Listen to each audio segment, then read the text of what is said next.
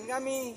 Bahkan institusi negara juga dijelek-jelekan seperti Komisi 9, Badan POM, dan teman-teman yang lain yang juga termasuk klien kami Dr. Andreas, ya, dijelek-jelekan, diserang nama baiknya, mengarah kepada body shaming. Nah, ini kan sebuah perbuatan pidana yang berulang-ulang.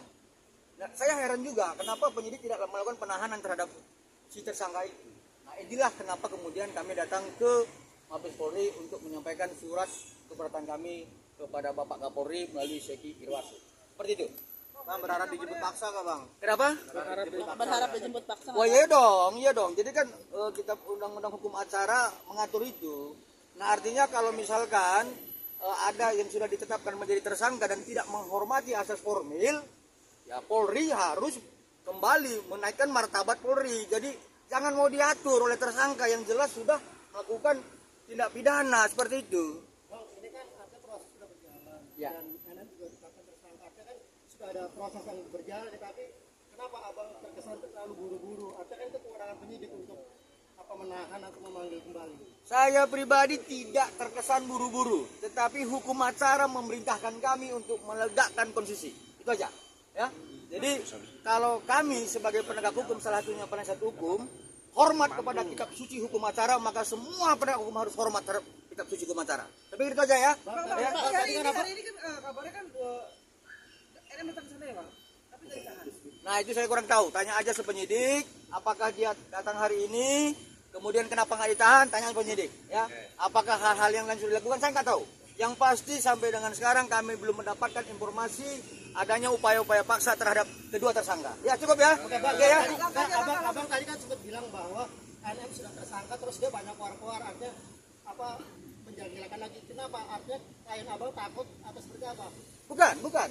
Klien kita tidak takut, tetapi tetap kepada penegakan konstitusi ya, pasal 21 ayat 1 ya. Tidak boleh melakukan pidana yang berulang seperti itu. Nah, kemudian kalau misalkan NM melakukan hal-hal seperti itu, kita harus melihat upaya penegakan konstitusi terhadap upaya paksa kan harus dilaksanakan oleh pihak penyidik. Seperti itu aja, nggak ada yang lain kok. Artinya kalau melakukan pidana ulang kan bisa abang mengambil langkah hukum. Nah, hukumnya seperti ini.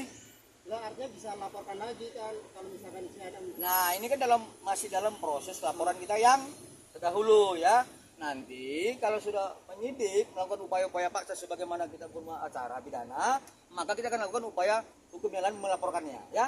Betul ya, kawan-kawan ya. Cukup ya. Bang, apa sih alasannya klien abang kan artinya NM sudah tersangka, dia terlapor, kenapa dia belum juga muncul? Apa bang Alasannya kenapa sampai sekarang belum mau muncul? Ya tanya penyidik gitu loh.